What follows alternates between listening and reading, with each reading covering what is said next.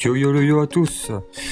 Alors aujourd'hui c'est un petit tuto particulier parce qu'en fait là on va s'attaquer plus à la configuration des logiciels automatiquement lancés au démarrage de Windows. Alors c'est vrai que sur Windows il y a beaucoup de choses, beaucoup de services et beaucoup de programmes qui est exécuté automatiquement au démarrage de Windows bien évidemment. Et là ce qu'on va faire c'est que par la suite on va configurer cela et ensemble on va pouvoir faire la gestion complète du démarrage des applications automatisées au démarrage de Windows. Donc pour la suite moi j'ai trouvé un petit logiciel pas mal qui est très efficace. Donc je vais le démarrer. Je le mettrai en lien dans la description à télécharger par la suite. Donc on va l'exécuter en tant qu'administrateur bien évidemment. Donc voilà, on l'exécute. Voilà, donc il est assez complexe. Donc ça va être pour moi un tutoriel très complexe à vous expliquer par rapport à ça parce qu'il y a beaucoup d'angles, beaucoup de choses et catégorisées en fonction des librairies de Windows et tout ce qui suit. Donc pour vous expliquer par la suite, moi, il y a des trucs dans chaque angle qui est justifié d'être désactivé. C'est-à-dire que par exemple pour votre périphérique, pour votre driver de NVIDIA, à faire très attention à ne pas le désactiver parce qu'il se pourrait même, qui est probable, ce pourrait être même plus probable que d'autres, c'est que vous ayez des problèmes d'affichage et si vous désactivez, admettons, des trucs qu'il ne faut pas, dans ce logiciel, il se peut que vous désactivez les drivers au chargement de Windows et que vous n'ayez pas d'affichage. Ou alors votre carte graphique Intel, tout dépend du matériel que vous avez en fait dans votre ordinateur. Il se pourrait même que la carte graphique de la carte mère, que ça soit sur ordinateur portable ou ordinateur de bureau fixe, prenne le relais et c'est pas très agréable. Vaut mieux faire ça correctement. Donc moi je avais déjà désactivé pas mal de choses. Donc ce qui nous intéresse c'est plus d'aller dans l'angle Task Scheduler.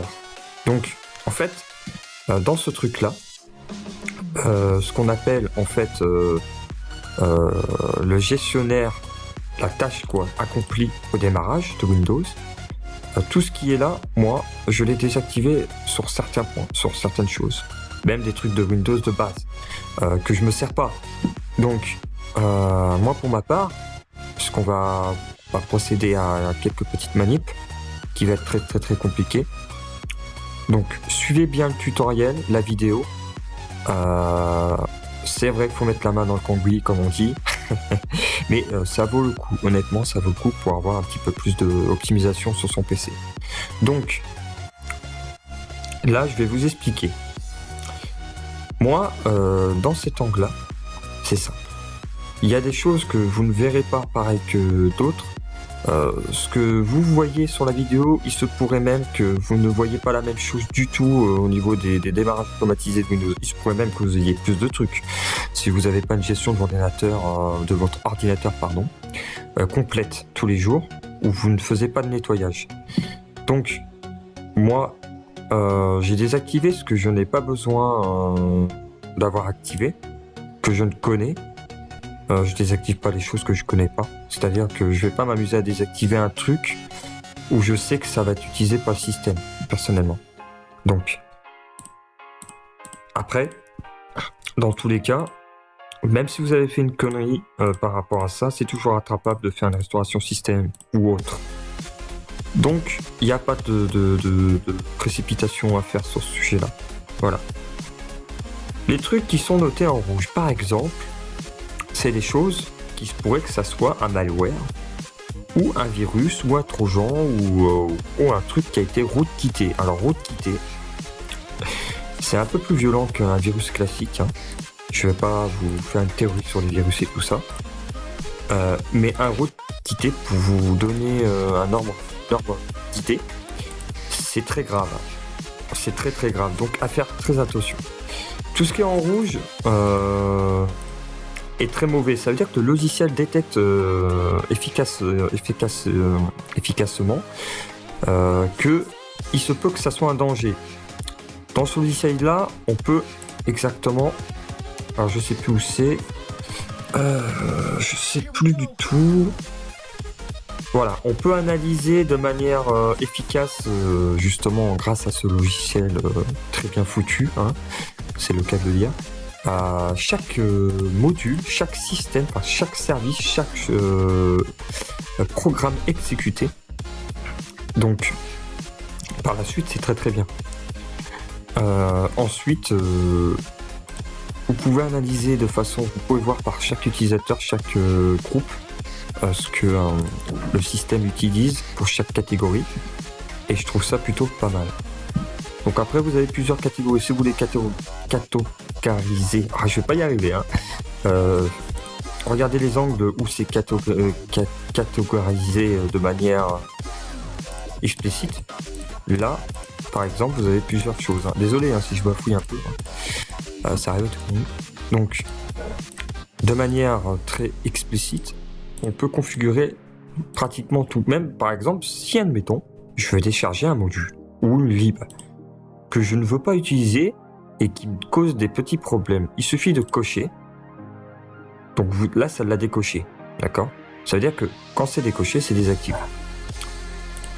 Et je peux le désactiver. Mais faut éviter. Donc, voilà.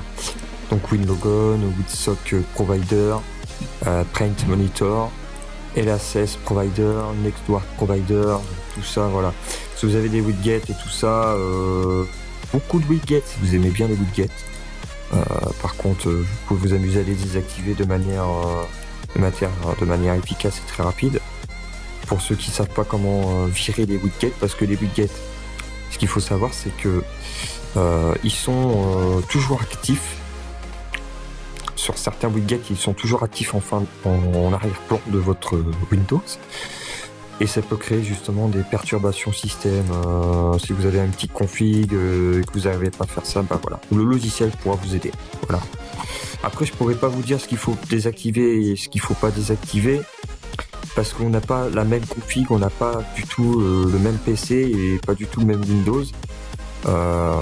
Et ça, je pourrais pas vous aider sur ce sujet-là. Donc voilà.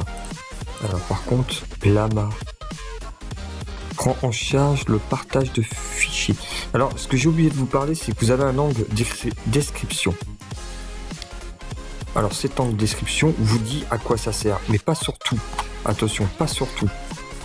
Il y en a où ça sera pas du tout en fait décrit. Il n'y aura pas de motif en fait exact. Donc, faites très attention à ce que vous désactivez sur ce logiciel. Parce qu'une seule mauvaise manipulation peut engendrer vraiment une perturbation générale de votre système. Et franchement, ça ferait chier pour vous, quoi. Ça ferait énormément chier pour vous. Malgré que c'est un très bon logiciel. Et franchement, il n'y a rien à dire. Donc avec ça, vous pouvez tout faire. Donc en gros, vous pouvez tout faire. Je mettrai bien évidemment le lien dans la description pour que vous puissiez le télécharger gratuitement, parce que c'est un logiciel qui est gratuit. J'en ai un petit peu, on va dire, chié pour justement le récupérer sur internet, en tapant des petites recherches et tout ça.